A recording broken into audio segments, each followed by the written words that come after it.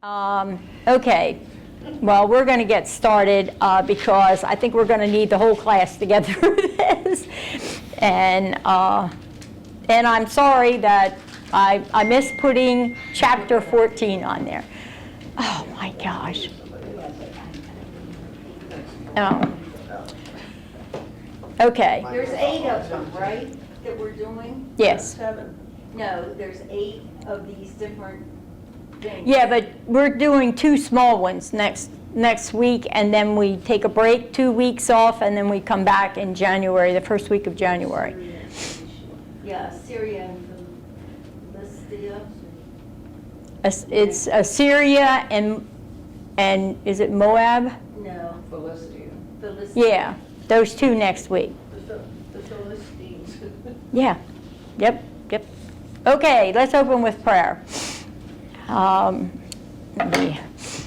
Dear Heavenly Father, I thank you for this day, and I thank you for everyone that's here, and I ask for you to place your healing hand on Nancy. She is experiencing great pain in her hip. She doesn't know what she did. Apparently she pulled something in her hip, and she's not able to walk comfortably.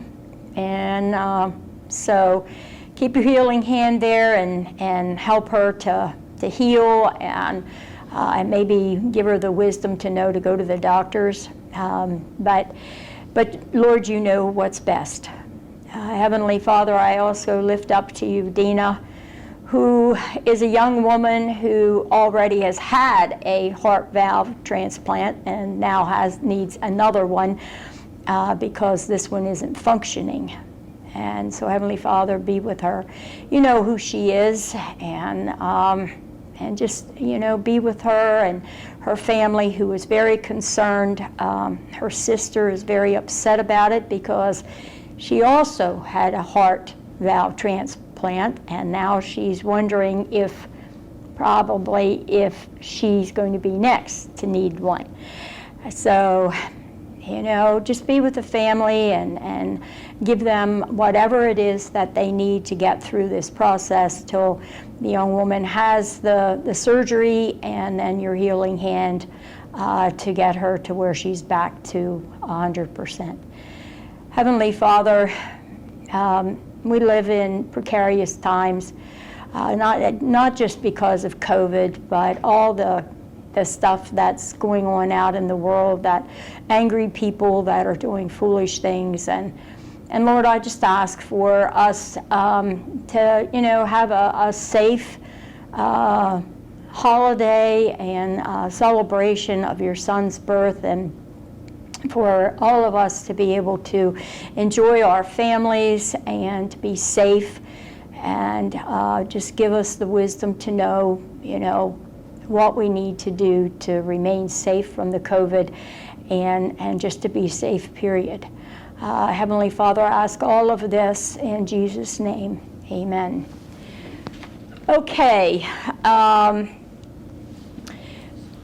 Lessons 12 through 19 are on the oracles of the nations.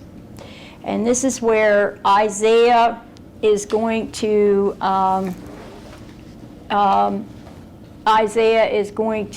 talk to us about what God has planned for them, because they are enemies of God. And he's using them to pass judgment on Israel. So this lesson today is the very first one of the oracles. Did I say 12? I have written 12. But it goes through 19, all the lessons on the oracles of the nation. Israel, God's chosen people, were separated by him from all nations of the world to be his special people. And we know that. We know that the Israelites are God's people. And they did not, however, live in isolation, but were placed at a very strategic crossroads of the world. This meant she meaning Israel, was brought into contact with many other people, especially the world powers of the Mesopotamia and the Nile, who could only imagine or could only engage in trade or in conflict by taking a route through or near Israel's territory. In the time of Isaiah, the international scene was dominated by the cruel, aggressive Assyrians. And such a situation left a buffer state with only two options: submission or a protective alliance. Chapter 1 through 12 were mainly written to Judah from God. They were not to seek relief. Remember, he did not want them to make that alliance with Assyria. And so they were not to seek relief in alliances with their neighbors, or to take shelter under the wing of one of the big aggressors. Rather, they were to trust in the Lord himself. This oracle is known as the burden of Babylon.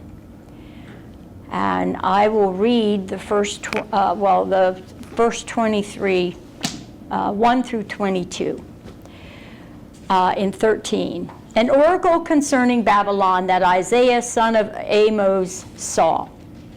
Raise a banner on a bare hilltop. Shout to them, beckon to them to enter the gates of the nobles. I have commanded my holy ones. And if you, in my Bible, one of the notes, it has my holy ones or my consecrated ones, those set apart to carry out God's will. This is the Israelites, okay? They are his holy ones. I have commanded my holy ones. I have summoned my warriors. Carry out my wrath. Those who rejoice in my triumph. Listen, a noise on the mountains like that of a great multitude. Listen, an uproar among the kingdoms like nations massing together. The Lord Almighty is mustering an army for war. They come from faraway lands, from the ends of the heavens. The Lord and the weapons of his wrath, to destroy the whole country. Wail, for the day of the Lord is near. It will come like destruction from the Almighty. Because of this, all hands will go limp. Every man's heart will melt. Terror will seize them. Pain and anguish will grip them. They will writhe like a woman in labor. They will look aghast at each other, their faces aflame. See the day of the Lord.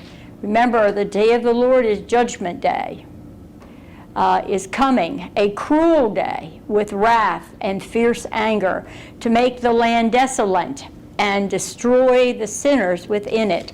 The stars of heaven and their constellations will not show their light. The rising sun will be darkened, and the moon will not give us light. I will punish the world for its evil, the wicked for their sins.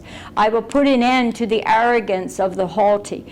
I will humble the pride of the ruthless. I will make man scarcer than pure gold, more rare than the gold of Ophir. Therefore I will make the heavens tremble, and the earth will shake from its place, the wrath of the Lord Almighty. In the day of his burning anger, like a hunted gazelle, like sheep without a shepherd, each will return to his own people, each will flee to his native land. Whoever is captured will be thrust through. All who are caught will fall by the sword. Their infants will be dashed to pieces before their eyes. Their houses will be looted and their wives ravished. See, I will stir up against them the Medes, who do not care for silver and have no delight in gold. The Medes, located in what is today northwestern Iran. There were conflicts between Assyria and Media during the 8th century BC. Some, however, relate the fulfillment of this verse to the period when the Medes joined the Babylonians in defeating Assyria in 612 to 609, but later united with Cyrus to conquer Babylon in 539. So that's just an explanation of who the Medes are. Their bows will strike down the young men. They will have no mercy on infants, nor will they look with compassion on children. Babylon, the jewel of kingdoms, the glory of the Babylonians' pride, will be overthrown by God like Sodom and Gomorrah.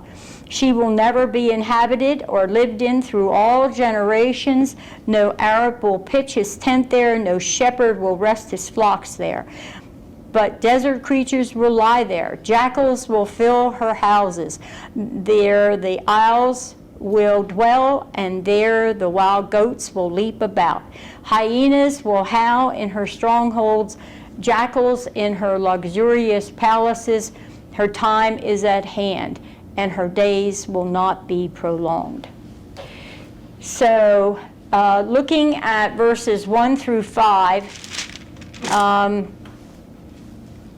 Isaiah's prophetic greatness, he's chiefly in the exalted character, and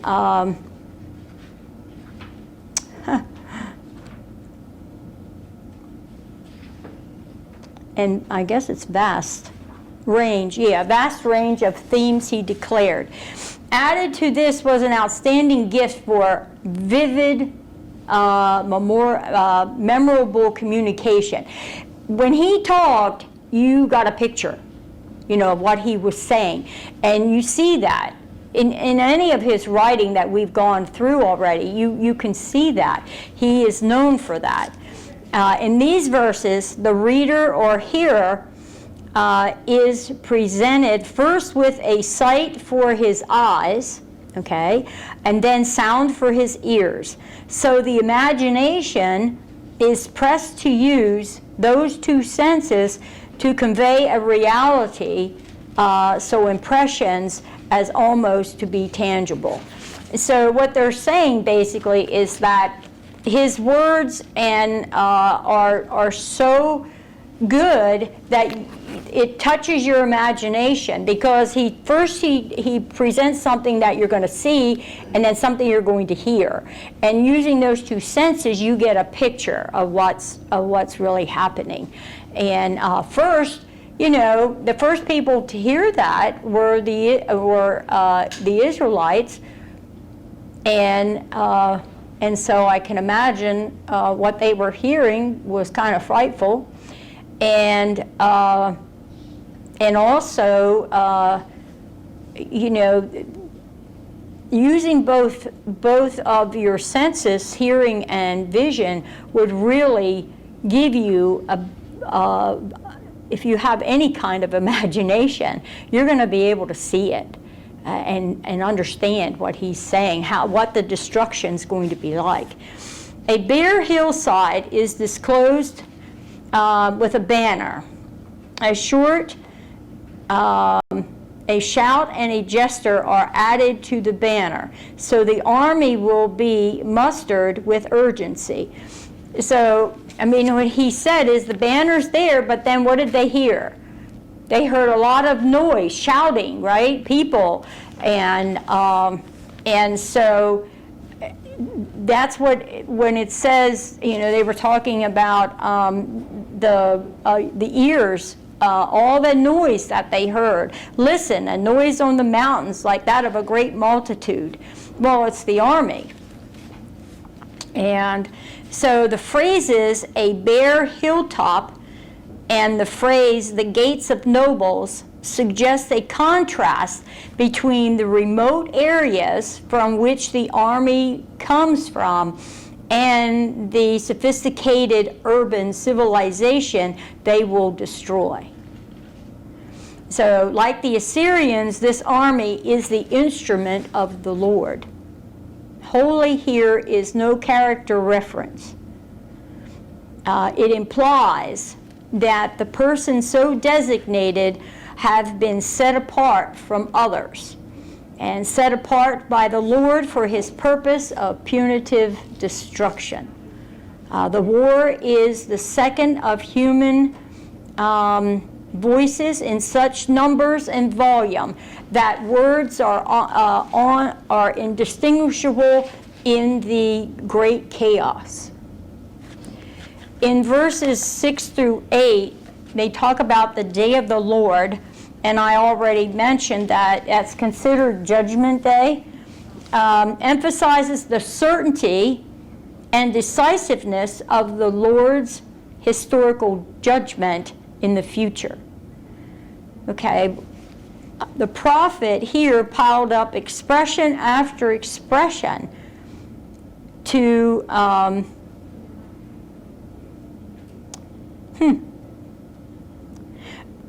to present the sense of fear that would overwhelm the objects of God's judgment.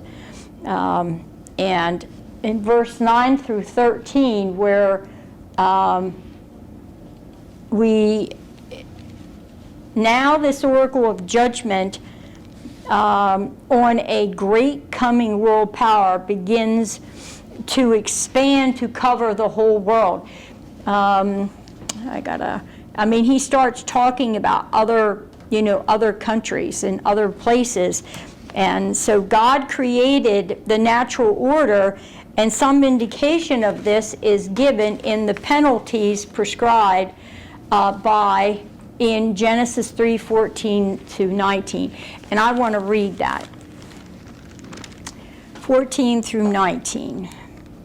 So the Lord God said to the serpent, "Because you have done this, cursed are you above all the livestock and all the wild animals. You will crawl on your belly and you will eat dust all the days of your life. And I will put enmity between you and the woman, and between your offspring and hers. He will crush your head, and you will strike his heel." And to the woman he said, "I will greatly increase your pains in childbearing. With pain you will give birth to children. Your desire will be for your husband, and he will rule over you." To Adam he said, "Because you listened to your wife and ate from the tree about which I commanded you, you must not eat of it. Cursed is the ground because of you. Through painful toil you will eat of it all of the days of your life. It will produce thorns and thistles for you, and you will eat the plants of the field. By the sweat of your brow you will eat your food until you return to the ground, since from it you were taken, for dust you are, and to dust you will return." So, these are the penalties. This is, they're directing us back to what God said to Adam and Eve. And, in verse 10, we see God's hand of judgment falling on the heavenly bodies, where regular motions provide strong support for man's belief in the ordered universe. I mean, come on. The sun and the moon are always there, right? And they have a certain pattern that they go in. So that's an ordered universe.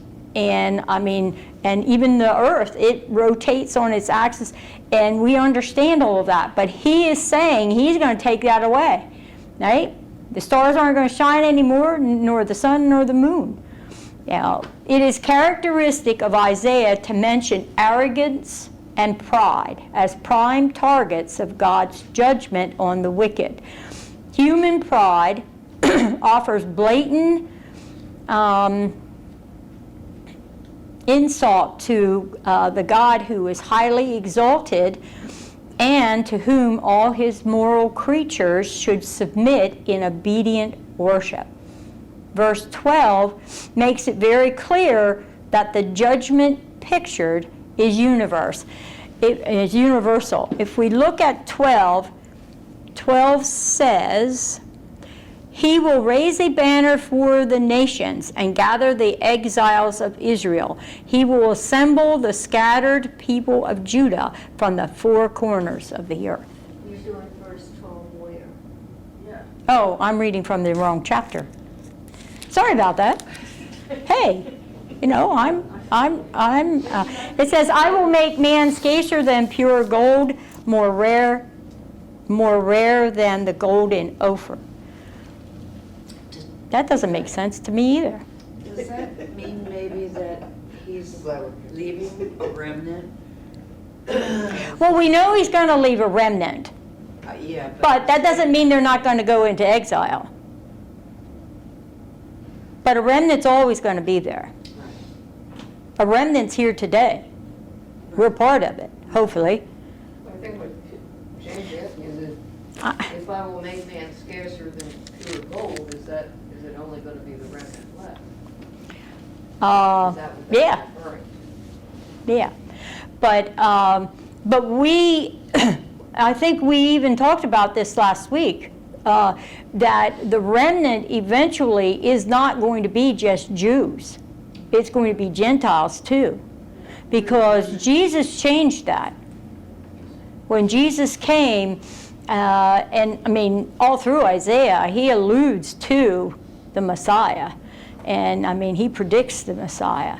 And so we know that Jesus didn't come necessarily for the Gentiles, but he came more for the Jewish people. But who did most of the work for the Gentiles? Paul. Yes, Paul. But who instructed him to do that? Jesus on the road to Damascus. So, yeah, the remnant is there, but it's probably more Gentiles than Jews, a lot of the Jews don't believe in Jesus. well, that's true, but more every day join. You know, Jews for Jesus are very successful. So, although my Jewish friend who lives above me, she's never going to change. You know, but that's her prerogative. You know, I said to her one day, I said, well, then you know, once you die, I'll never see you again. And she just looks at me. But we believe in the same God. I said, no, we don't. I said, in part, yes, we do. But I believe in a God that's a triune God, and you don't. And that's what's important. And I said, I'm not saying what you're believing is wrong, but I'm just saying that in the end, when Judgment Day comes, I said, and Isaiah tells you about the Judgment Day, so you read Isaiah, you know it. And I told her, I said, you're not going to be with me because of who you believe in. And she, you know, she just celebrated Hanukkah with her family, and you know, it was a great day for her. I'm pleased that she got to do that because she hasn't had a very fun life in the last couple of years. But anyway, verses 14 through 16.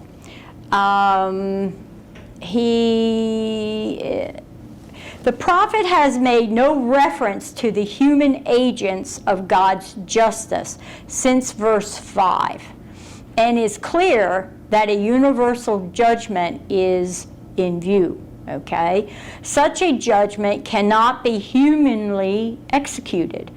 The prophet here returns to a more local judgment on Babylon. Now human agencies of punishment are now being used again.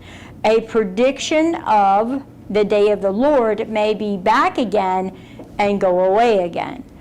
As Babylon is entered by its conquerors, okay, those living there are exiled and feel isolated, like hunted or neglected animals.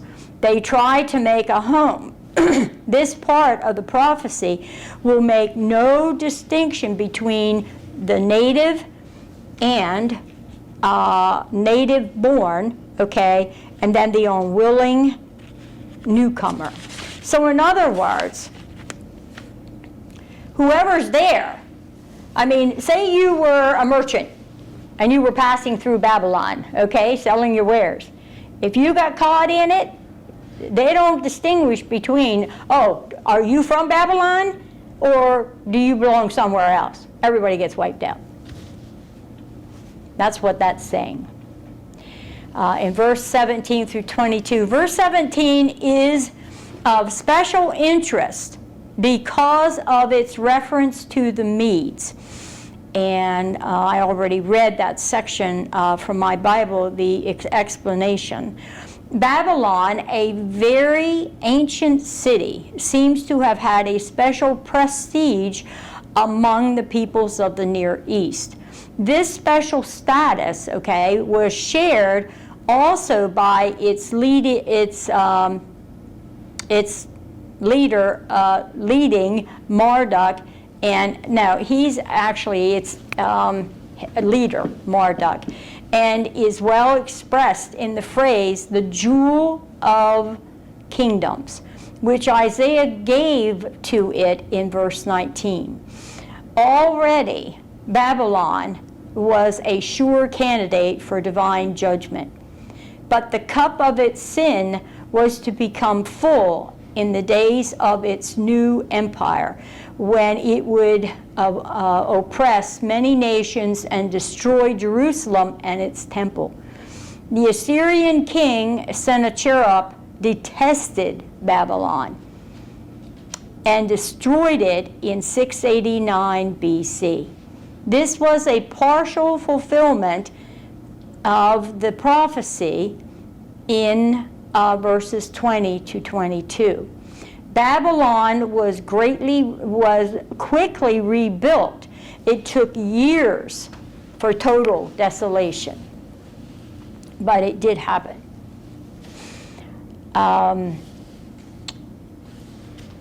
So we're going to go on into 14.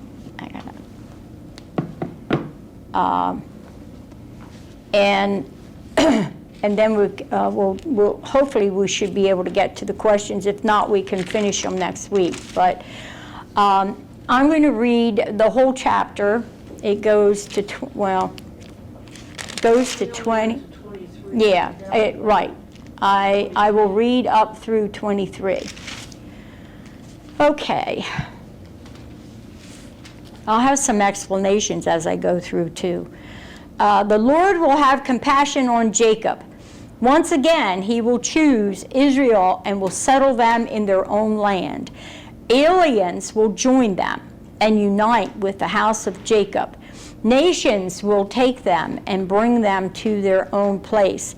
And the house of Israel will possess the nations as manservants and maidservants in the Lord's land.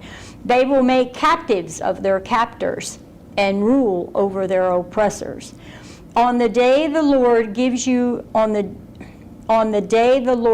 relief from suffering and turmoil and cruel bondage, you will take up their taunt against the king of Babylon.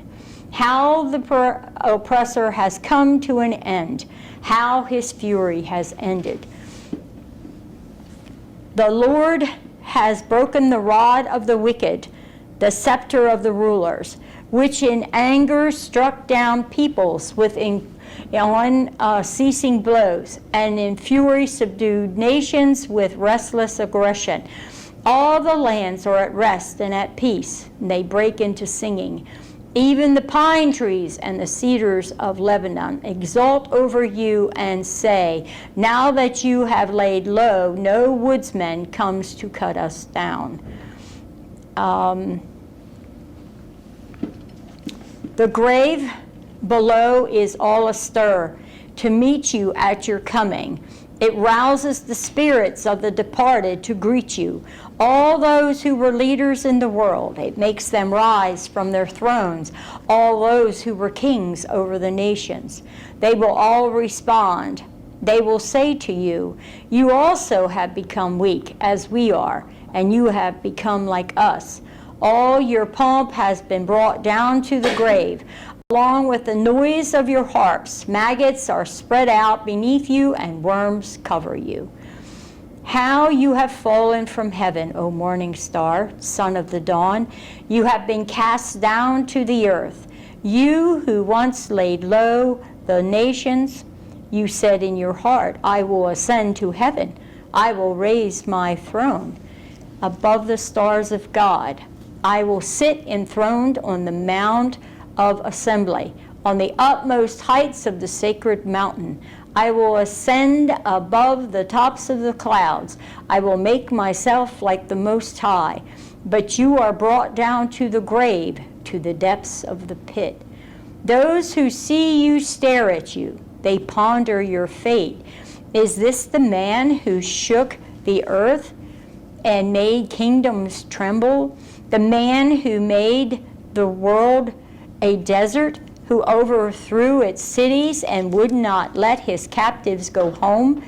All the kings of the nations lie in state, each in his own tomb. But you were cast out of your tomb like a rejected branch. You are covered with the slain, with those pierced by the sword, those who descend to the stones of the pit. Like a corpse trampled underfoot, you will not join them in burial, for you have destroyed your land and killed your people. The offspring of the wicked will never be mentioned again. Prepare a place to slaughter his sons for the sins of their forefathers. They are not to rise to inherit the land and cover the earth with their cities. I will rise up against them, declares the Lord Almighty. I will cut off from Babylon her name and survivors, her offspring and descendants, declares the Lord. I will turn her into a place for owls and into a swampland. I will sweep her with the broom of destruction. In 14, verse 12 through 15, some believe that Isaiah is given a description of the fall of Satan, and where, however, Jesus seems to be referring to an event contemporary with himself. But the passage clearly applies to the king of Babylon, who was later used as a type of the beast who will lead the Babylon of the last days. And they actually tell you to look at Revelation. Which has a description of the ruler of Tyre. That's in Ezekiel 28. But I have a note in my Bible from a previous Bible lesson, and I have written here that 12 through 15 also describes pride. It's a description of pride. And we know that Satan was an angel, right? And he thought that he could be better than God. And he got kicked out of heaven. Yeah. And so, I mean, when you read it, it makes sense, but it also can describe the king of Babylon. And there's been more than one king throughout the process of Babylon. There's been 3 of them, I think, from the time that they first, came in and to the end where they were destroyed. There was, I think, 3 kings involved. But yeah, but anyway, verses, the first 4 verses are filled with allusions to the Exodus from Egypt. and the entry into Canaan. And if you look at them, it says, the Lord will have compassion on Jacob. Once again, he will choose Israel and will settle them in your own land. Well, that there, right away, you know, I mean, you think of the Exodus, right? I mean, he took them out of there, they went into the wilderness, and then he took them to Canaan, the promised land. The new Exodus theme, which is very important later in the book of Isaiah, is the controlling motif here.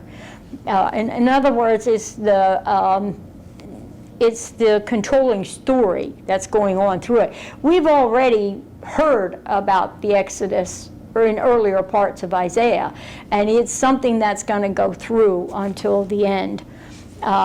So the clue to this is given in the words, once again, he will choose Israel. The history of Israel is as the selected people of God ends with the Babylonian exile. A whole new beginning would have to be made, which means a new divine election. And by that, he means that they're going to have to choose God, but they're also going to have a new what?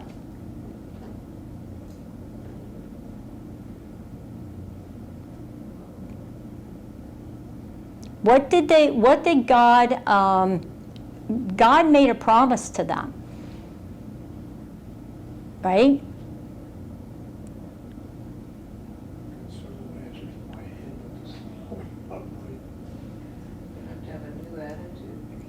Well, yeah, but believe me, even after they get through this, they're going to have to choose God again. And we know that the remnant's already chosen him.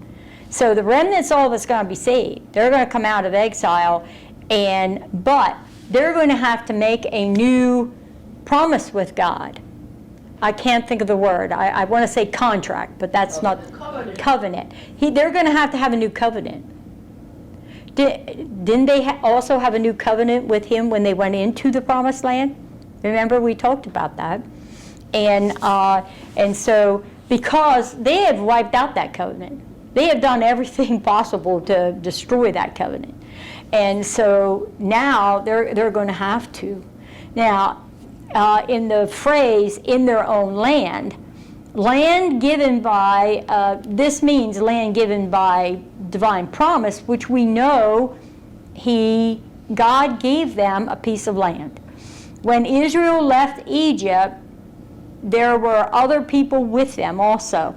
And we know who, can you name one of the people that came out of Egypt with the Israelites? Joshua. Well, yeah, but they're Israelites. These are people that aren't Israelites. Think of a wall Yeah, and a roof. It's the harlot, and I can't think of her name. Rahab.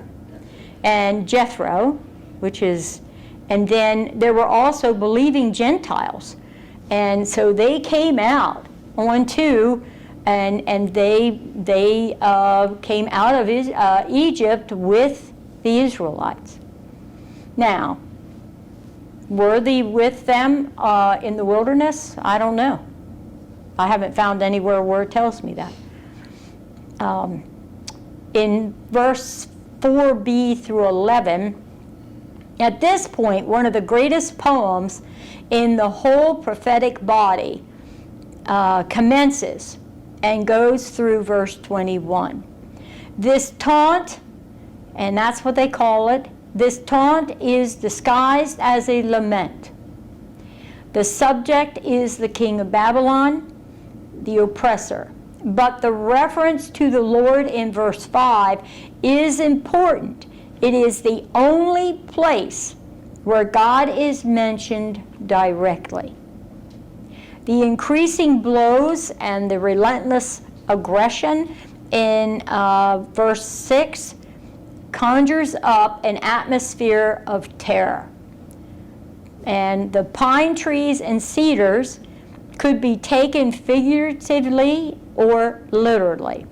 Assyria and Babylon were greedy for wood, and they would go in and just cut down all the trees in one place. And so that's why, you know, in here it says about even the pine trees and the cedars of Lebanon exult over you. The grave that they're talking about, well, we know it's a place for the dead, but the Babylonian king, though dead, okay, still exists, but now in a different sphere. I'm not sure how to take that, but the picture of the petty kings rising from their thrones to mock, you know, they give a mocking welcome to the oppressor, appeals to the imagination, and clearly contains some elements that were never to be taken literally. So when we look at how they're saying, it says, the grave below is all astir to meet you at your coming. And they're talking about Babylonian king, okay? It rouses the spirits of the departed to greet you. All those who were leaders in the world, and that's what they're saying, all the other leaders are there, and they're mocking him. Later on, we also will hear where he, how he's treated at the end. In verse 12 through 17, we looked at this. This is where they think he relates a little bit to Satan, but it is actually talking about the Babylonian king. Isaiah's prophecies make some use of what has been called dead mythology. And these verses are an example of this. And that's, and I already read you the note where he talks, where they feel. Verse 12 points to Satan indirectly, okay? Verse 13 reminds us of the Tower of Babel, where it says, you have laid, I said that verse 13. You said in your heart, I will ascend to heaven. Remember, they were building the tower to go reach to heaven so that they could reach God. And I will raise my throne above the stars of God. I will sit enthroned on the Mount of Assembly on the utmost heights of the sacred mountain. And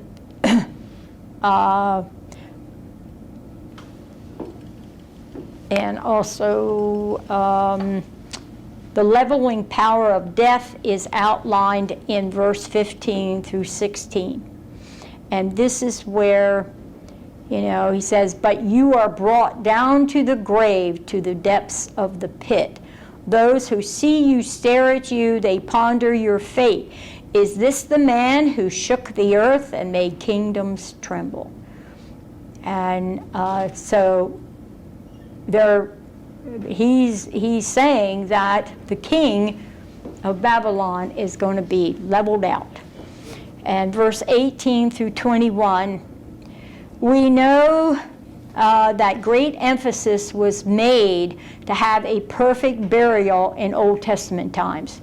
Okay, it was very important. There was a certain procedure that went about it.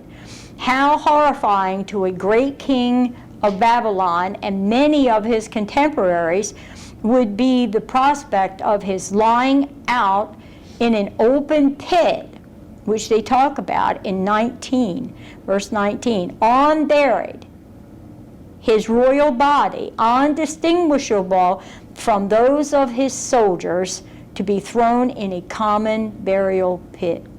And that's what he says. But you are cast out of your tomb. not like a rejected branch. You are covered with the slain, with those pierced by the sword, those who descend to the stones of the pit like corpse trampled underfoot. You will not join them in burial, for you have destroyed your land and killed your people. Verse 21 gives you a group solidarity in punishment. It says, prepare a place to slaughter his sons. Remember, it wasn't uncommon in the Old Testament times that the children, if a father did something that was being punished for the family, the kids could be punished too. And it's called what they call a group solidarity in punishment. And this was, I have a note here, slaughter his sons, a man's children as well as his tombstone were his memorial. The king of Babylon would have neither.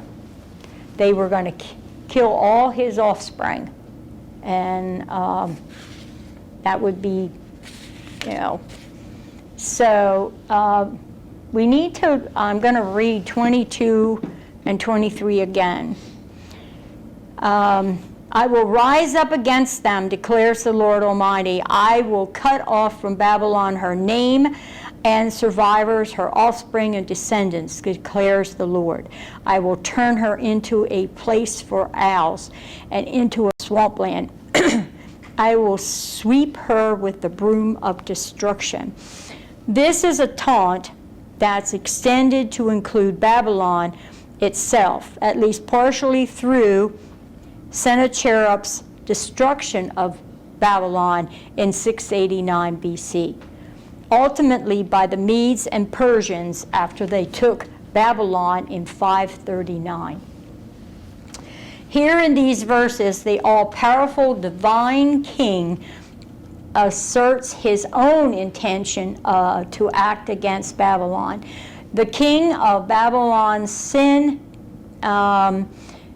would bring destruction not only to his people but also to his land. It's going to be desolate. There's not going to be anything left. He wanted to possess the earth, but in fact the reverse would take place. His own land would be possessed not by humans but owls, possessed and would be covered with pools of stagnant water.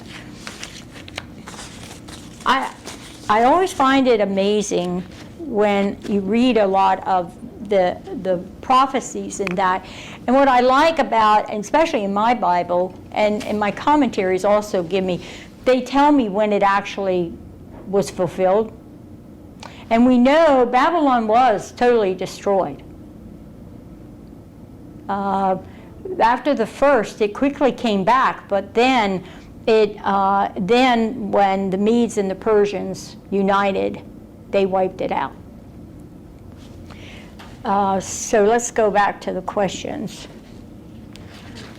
They're on page 204.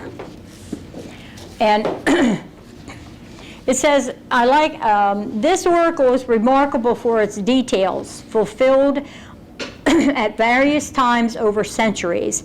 The Medes allied with the Babylonians in overthrowing Assyria. They then followed Cyrus to defeat Babylon in 539.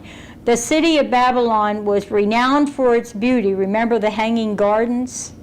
Did you learn that in history? Nebuchadnezzar. Isn't it one of the, it says it here, one of the 7 wonders of the ancient world. But the city declined after Cyrus conquered it, and in the 4th century BC, a new emperor built his capital 40 miles away. By AD 600, Babylon was utterly deserted. Question number 1. Why does the Lord cry out against pride and arrogance so often? And it gives you places to look. So what did you find?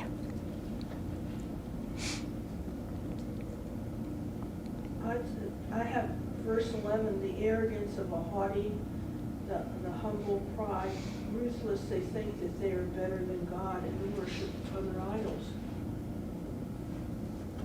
Okay, anything else?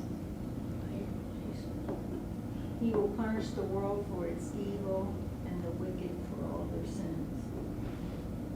Yeah. Bottom line is mankind must be made humble. That's interesting, because I was thinking the same. Yeah, I just said to her, I said, too bad he isn't doing that now. Yeah. Here's some of the wicked. Okay, question 2. How is 13 verses 19 through 22 a warning for modern nations? Bringing it into today's world. Well, they had a very decadent life, and especially the sexual depravity. And you certainly see that today. Yeah, but what else do we see that they did? You know, I put that the same thing can happen to any nation Right, today. because those with pride and glory are going to be overthrown. And my cousin is taking a Bible study, and they're saying that this in Isaiah is a forecast of what could be happening to the U.S. and all the prominent countries that are very prideful and so forth. And Yeah. Keep focusing on material things, not spiritual. Yeah, what I wrote is a little different, but it comes down to the same thing. Babylon was prideful, and nations in today's world can do the same and are. I mean, power becomes more important than compassion. And the me people, and they're out there, are now concerned about what is right to do, only what is right for them. They're not they're using their knowledge and not depending on God. Right. Yeah. And God's not in the picture. You know, I mean, just look at, I mean, when you stop and think about the churches that are closing because they don't have people to support it.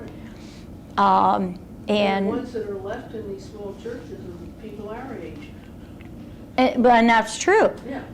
You know, I mean, God isn't important to the world. I mean, there's, you know, at one time Christians were a majority, but they're not anymore. We're a minority, and that's kind of, you know, letting us know what the world, how the world is going. And it's not just here in the United States. It's probably worse in some of the other, you know, oh gosh, years ago, Clint and I went to Florida to spring training. And on the way home, we decided instead of coming up 95, we were going to go and come up along the ocean. So we, oh gosh, I'm trying to think of the, but we were on a ferry. That's when I found out I get seasick. And anyway, we're on the ferry, and you know, in our car. Well, I said to Clint, we can't stay in the car. We got to get out of the car, because I mean, my stomach was just flipping all over the place. So we went. So we got out of the car. Well, it had a place where you could sit in like booths and that, you know. So we go up, and he's sitting on one side and I'm sitting on the other, and as long as I didn't look outside the window, I was fine. But if I looked outside the window, my stomach would just start rolling again. So this young couple come in, and there's no seats. And I kind of went like this to them. And so I moved over and sat with Clint, and they were a young married couple sitting. They were from Germany. And we got to talking, and I found, here I'm 100% German, right? And I'm talking to two Germans, and it was so cool. And And we had a wonderful conversation, but we got around to, I mean, back then even, I mean, I'm talking probably at least 10 years ago, where, you know, their churches were closing too then. And I thought, here's where Lutheranism started, you know, in Germany. And she was saying that they only had, you know, the congregations were smaller and smaller and smaller. And I found that interesting. You know, I mean, because I was going to this church, and we were big. You know, but look at our size. I remember when I joined Trinity 28 years ago, okay? We were around 500. We had 3 services on Sunday, 8 and 10, I think, and then 9:30 and 11. And I couldn't get over it, how big, you know. Well, then we grew. I mean, by the time we got into the new sanctuary, we were up to 900 people on, and we had a Saturday night service. And now, I don't know what the numbers are for live streaming, but I mean, there are still a lot of people live streaming. I don't know what that number is. Will continue to. It's just more convenient for younger people. Well, that's true. I'm not saying that's right, but that's where we're going. Well, you're right, and that's a shame because, you know. I think Bill told me they'd gone from 900 down to like 500. Oh, it is. It's down to around 500 now. I think it's less than that. There's You no mean the personal people fellowship attending? in that when you live stream, though. No. Well, and you know, people. I mean, I know when we were doing it because we had to, because that was all we had was live streaming. I mean, come on. I could sit there and drink my coffee, and you know, I mean. But I felt that need. I needed to be there. You know, when we could come back to church, that was like an epiphany for me. You know, be able to come and sit there. It's, I don't know. I need to be in the building. And of course, you know, the building isn't the church. It's the people. And that's another thing. I mean, I'm a single person, so I'm sitting there by myself. You can't, who are you going to talk to? You can't talk to anybody live streaming, you know. And even though when we first came back, we weren't supposed to congregate in the narthex and all that, but we could still see people. We could talk across the aisle to people and all of that, and have that fellowship. Now they're starting to do the coffee again, but I think they're only going to do it once a month or something like that. But they're starting to get that, you know, going again. So we'll see. But this is not the typical church. no. No. Oh no. I found that out when I went to seminary. Well, this is not typical in this day and age at all, because I come from a very large family, and I've been visiting. And so there's Presbyterians, there's Lutherans, there's Methodists, and so forth. And we talk about the churches. Their average attendance on a Sunday is less than 40 people. Oh, I know. They have one service. When I was in seminary, the average then for a Lutheran church, 50. And I was there during, I graduated in 2004. That was 50 back then. It's not going to be, like she said, it's probably closer to 35 or 40. Right. And churches are closed, not just Lutheran churches, all churches. I mean, they're closing because they don't have the people. Well, and what people they have are older people. Here's a great example of age. I was watching Fox this morning. There was a guy, and I think it was New York City, had an upscale market, Italian market, and he was interviewed, and he can't get enough help. Right? And he refuses to pay additional money to young people because he doesn't want them in there just for the money.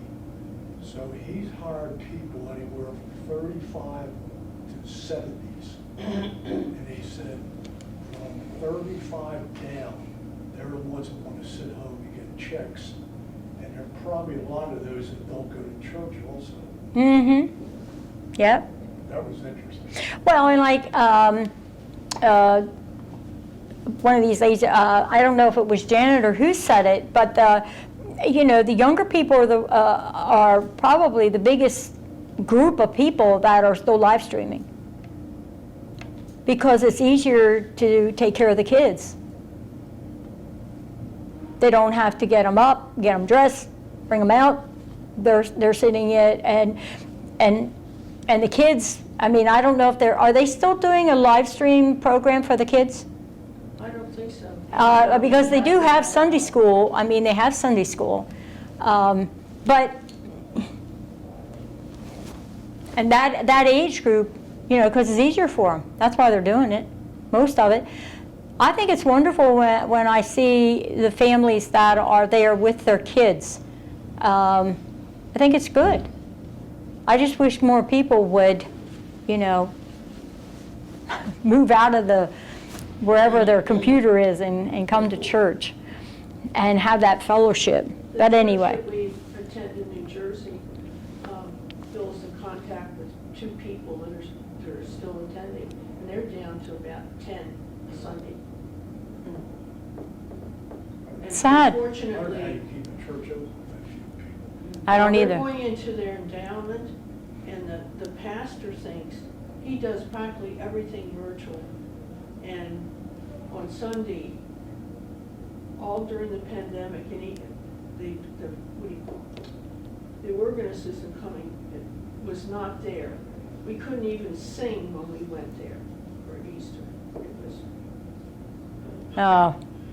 you had to have your mask on. Well, he would sing the hymns. one of the ladies I visit is Lutheran, but she's not a member of our church. But I was asked if I would visit her because her church is very small, and at one point they didn't have a pastor, and she wanted communion, and so relation of her asked me here if I would visit with her, and I have been for at least 3 or 4 years. Wonderful woman. Right now, what her church is doing is, because they don't have church service in the church at this point, they do it through telephone. I would love to see how this is done. But they kind of do probably like a robocall to all the people, and then they listen to the service on the telephone. And she said that when they started doing that, that was so wonderful for her, because she got to hear the sermon and all of that. And they had music, but it's kind of like, I guess, where we were when we were all on watching it on our computers. But they're using a telephone.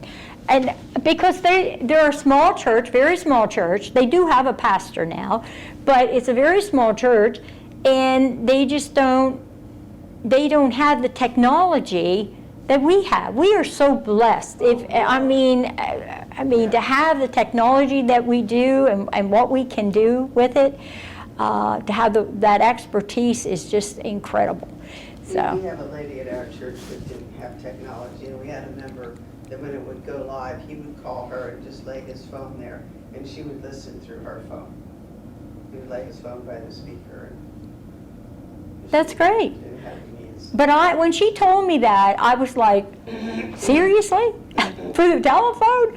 But that's how. And again, small church, probably only 35 or 40 people going, and they do this call, and they get. But they're sharing the ministers now. The ministers are between, there used to be 2 people, but now one of the ministers, or 2 of the ministers are having 3 different churches. And I don't know how a person can do that, really. They do the same sermon at all 3 churches. Yes, but I'm saying they're visiting. Well, they have different. It's up to them. I mean, Yes. they've all. It's very different. Yeah, Oh, yeah. Well, it's, you know, I remember as a kid, not my church, my home church was strictly Lutheran. But my uncle's church, up, you know, and he was in the country, okay, my uncle's family, it was a Lutheran Reformed church. So one Sunday, the Lutheran pastor would preach, and then the next Sunday, the Reformed. Now, there's no longer a Reformed. It's, Not Reformed. no, it goes by another name now. I think it's the Church of Christ or something like that. But anyway, okay. I was surprised, and it was months ago, I guess, we were going up 136. And it's a pretty little church, used to be Calvary Methodist. Yeah. Is now a Baptist church. Well, they sold it. Yeah. They closed it as a, yep. Which happens. I remember when I was doing my internship at First Lutheran, Pastor Wallace was, he knew all the other Lutheran pastors in the area down there in Dundalk. And there was 2 Lutheran churches without a pastor. Well, they got a pastor to do both of them. And so one would, you know, like do it at 9, and the other one would, it wasn't that far apart. And then the other would be done at 11. And, but they wanted to close one of the churches and just and everybody go to one church. And they couldn't ever get them to do that. Yeah, that's very hard. My husband's a retired church worker. And it's very difficult to get to merge 2 congregations. Yeah, Oh, 'cause it's yeah. Extremely hard. One because wants it's their my building mother's their way, church. and the other wants ministry this Right, way. and they don't. And as far as I know, I mean, I haven't kept up with it. Pastor Wallace retired, so I don't know how much he would know. But I thought it was sad, though, because both churches could close. All they had to do was unite, you know? And they don't see it that way, though. Yeah, but my mother's church united with another church, and then it was just the older people that came, and I kept saying, you need younger people, you need more people. So, and they were averaging 3 kids for Sunday school between the 2 churches, that's it. You know, down at St. Timothy's Lutheran in Dundalk, my grandson was baptized there. That was 22 years ago. Eventually, St. Timothy's was joined with another church, and they changed the name, and then a 3rd church came in, and now the building of St. Timothy's totally out. All 3 of them have gone down the tubes. Oh, my. That's how bad. Yeah, it might, that's a shame. Okay, question.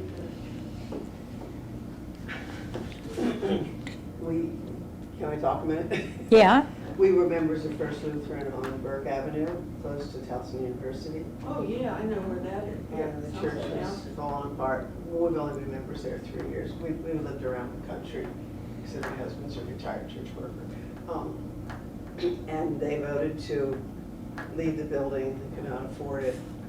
We are now worshiping at Concordia Prep High School, Lutheran High School, at the Beltway. So we have closed that church and planted a new mission there, and we called the pastor, and we were basically supporting the pastor to work with the kids in the school and to service us. There are only about 35, 40 of us. We had the opportunity to go to Emmanuel Lutheran on Lock Haven Boulevard in Holy Cross, but the people didn't want to, like you said, they didn't want to blend in. Emmanuel's a cathedral kind of church. You know, others didn't want to go to Holy Cross, so this group of people that are older than us voted to take this step and to plant a new mission congregation called New Thing. Anyways, it was a very Synod Lutheran church, but we are worshiping in the library in the high school to basically serve the high school with a full-time pastor that they could never afford. Wow. It's But see, that worked out. It was a huge leap of faith. I mean, our Yeah. president of our congregation is an 85-year-old lady, and I mean, that's just a huge leap of Maddie faith Worth. for her to take, you know, and to be willing to do that. Yeah. And I just thought that was so cool when we first started going there. And that they were older than us, and yet they were willing to take this step rather than close their doors completely and just try something totally new. Well, it seems to be working at this point anyway. That's a good thing. Well, and you're serving a different thing. I mean, you're serving the school too, so. Okay, question 3. What is the fate of one who tries to gain power by oppressing others? It says, especially look at verses 10 through 11. You become weak and die. Be destroyed. Yeah. It's kind of, my last little line is, they burned their bridges gaining their power. You know. Question 4. What happens to one who aspires to have the most beauty and the highest status? Individuals who seek beauty and status in life shows how pride will willfully oppose God and result in judgment. Right. Don't be too proud to depend on someone, and that someone is God. Yeah, I have, the fall is harder. You will lose friends and people who care as you climb to the top, but when you start to fail, there is no one there to help you.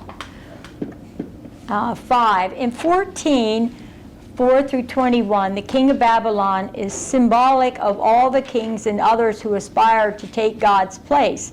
Some people have seen this as a picture of Satan's fall from grace. How can a person really become like the Most High? Not to seek to be like God or as good as God, but to seek to be like Jesus, humble to the core and serving others. Can't be like them, but you have to trust and follow them. Okay. Become humble like they said and obedient to God. Yeah. Good.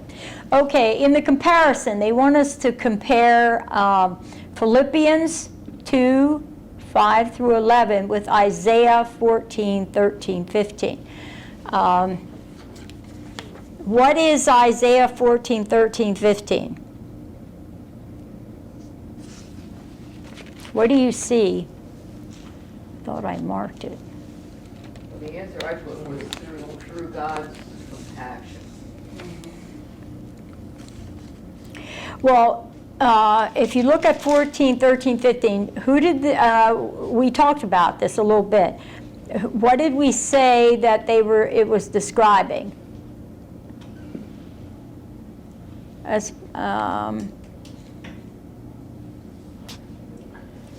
say 13, yeah. You say in your heart, I will ascend to the heavens.